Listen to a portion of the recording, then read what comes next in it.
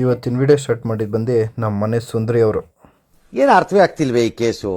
ಎಳೆ ಮಗು ಆಗಿದ್ದಿದ್ರೆ ಓಕೆ. ನಾನು ಎದ್ದು ಶಿಸ್ತಾಗಿ ರೆಡಿಯಾಗಿ ನಾಷ್ಟ ಮಾಡೋಕ್ಕಂತ ಹೊರಟೆ. ನಾನು ನಾಷ್ಟ ಮಾಡಿಕೊಂಡು ನಮ್ಮ ಸುಂದರಿಗೆ ನಾಷ್ಟ ಮಾಡಿಸಿ ಹೊರಡೋ ಟೈಮಲ್ಲಿ ರೌಂಡ್ಸ್ ಹಾಕ್ಸಿಲ್ಲ ಅಂತ ನಮ್ಮ ಸುಂದರಿ ಫುಲ್ಲು ಕೋಪದಲ್ಲಿದ್ಲು. ಅಣ್ಣ ಸಖತ್ ಆಕ್ಟಿಂಗ್ ಮಾಡ್ತಿದ್ದಿ ಕಣ. ನಮಸ್ಕಾರ ಕಣ ನೀನು. ಆದರೆ ನಮ್ಮ ಸುಂದರಿಗೆ ಬೈಕ್ ಮಾಡಿಕೊಂಡು ಕೆಲಸದ ಕಡೆ ಹೊರಟೆ. ಕೆಲಸ ಏನಪ್ಪ ಅಂದರೆ ಈ ಚೋಟಾ ಭೀಮ್ಗೆ ನನ್ನ ಸೇವಕ, ಸಿಂಪಲಾಗಿ ಈ ಗಾಡಿ ಡ್ರೈವರು ಅಷ್ಟೇ. ನಮ್ಮ ಚೋಟಾ ಭೀಮ್ಗೂ ಮುಖ ತೊಳೆದು ಪೂಜೆ ಮಾಡಿಕೊಂಡು ಮಂಜುನಾಥ್ ನಗರ ಕಡೆ ಕೊಡಬೇಕಾಯ್ತು ಅಂತ ನಾನು ನಮ್ಮ ಹುಡುಗ ಮಂಜುನಾಥ್ ನಗರ ಕಡೆ ಹೊರಟು. ಇದೇನಿದೊಂಚೂರು ತೋರಿಸಿ ಇಲ್ಲಿ. ನೋಡೋಕೆ ಇವತ್ತು ಸ್ವಲ್ಪ ಕ್ಯೂಟಾಗಿದ್ದೆ ಅಂತ ವೀಡಿಯೋ ಮಾಡ್ತಾ ಇರ್ಬೇಕಾರೆ ನಮ್ಮ ಹುಡುಗ ಏನಂದ ಗೊತ್ತಾ?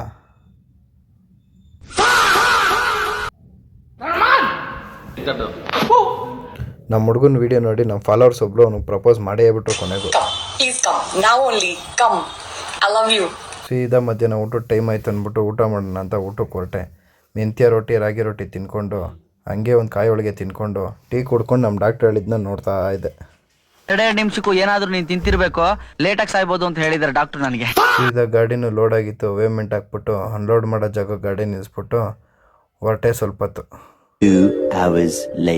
ಗಾಡಿನ ಅನ್ಲೋಡ್ ಆಗಿತ್ತು, ಪಾರ್ಕಿಂಗ್ ಹಾಕ್ಬಿಟ್ಟು ಕೆಲಸ ಮುಗೀತು. ಸೀದಾ ಮನೆ ಕಡೆಗೆ ಹೊರಟಾದ್ಮೇಲೆ ಮನೇಲಿ ಸ್ವಲ್ಪ ನಮ್ಮ ಸುಂದರಿಯವ್ರನ್ನ ಆಟ ಆಡ್ಸ್ಕೊಂಡು ನಮ್ಮ ಕರಿಯಂಗೋಸ್ಕರ ವೆಯ್ಟ್ ಮಾಡ್ತಿದ್ದೆ. ಕರಿ ಗ್ಲಾಸ್ ಹಾಕೊಳ್ಳೋ ನಮ್ಮ ಹುಲಿ ಎಲ್ಲೋಯ್ತು?